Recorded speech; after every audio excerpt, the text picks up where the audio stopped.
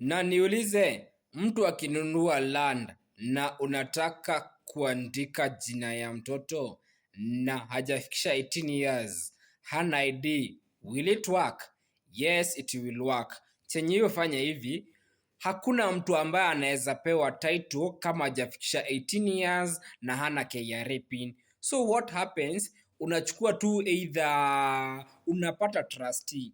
So unapatanga either caregiver wa huyo mtoto ama trusted auntie ama trusted grandparent, whatever trusted person unachukua mwenye unajua haezi ruka zile interest za yule mtoto. So yeye atatoa ID yake na KRA yake. So title deed itatokea ikisema kama hii title deed inasema inaitangwa trustee type of title deed. So itaandikwa Njogu Surveyor in trust of.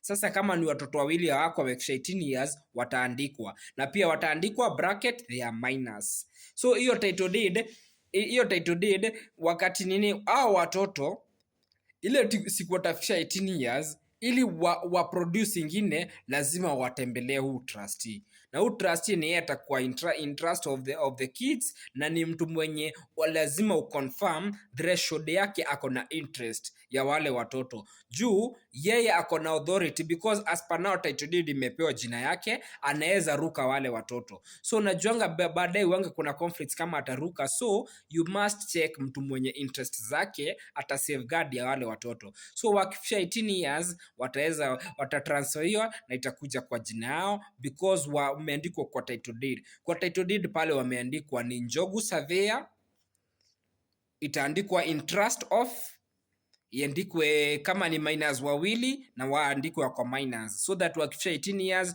wakishapata KRA na ID card wataprocessiwa kwao. So civic education is very important. Kama una swali yote, my number is always in the bio. I charge a consultation fee via phone call, and kama uko, you can always visit the office, and I'm always open. Yeah, you call me somewhere in town, we sit, you buy a cup of coffee, and then you'll have to settle a consultation fee. Thank you.